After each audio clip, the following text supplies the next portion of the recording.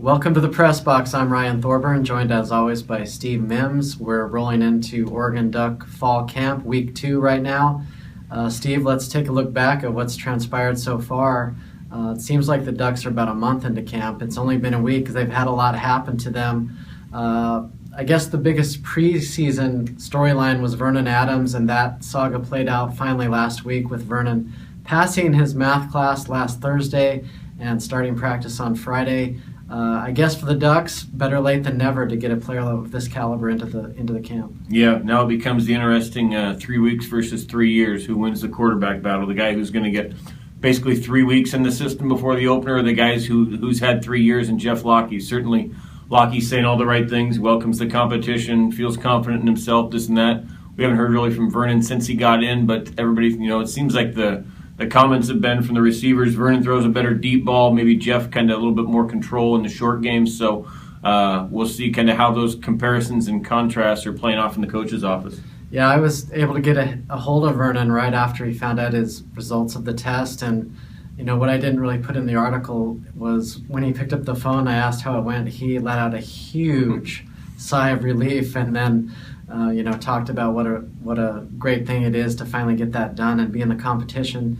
Saturday's practice was open. It was just a walkthrough. Season ticket holders were allowed to go.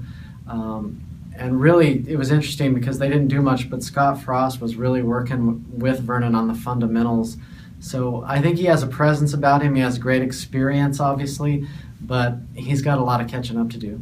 Yeah, no doubt. Like I say, you can take his talent, and we've seen how it can, how it's worked against some schools that Oregon's going to be playing, Oregon State and Washington. But the question is just how much can you learn in that system, and how much, I don't think Oregon wants to change it a whole lot or simplify it too much. I think they're going to want to give him, kind of what they're used to and how much they go with. And it's just hard to imagine Jeff Locke with all that experience, at least not starting the Eastern Washington game. And then, if he runs into trouble there or he struggles in that one, Vernon comes in and can take it over. But I'd be really surprised if Jeff wasn't at least a starter for Eastern Washington. We know Thomas Tyner will not be the starter this season. As camp opened, news broke that Thomas had shoulder surgery. There was a little dust up over it just in terms of the timing of that procedure, and then Oregon, taking him off the roster for the one they handed out at Media Day, and then Mark Helfrich kind of being vague on his answers about it. But I think it's probably much to do about nothing. I think Vernon's gone, Tyner's gone this season, and I expect him back in 2016.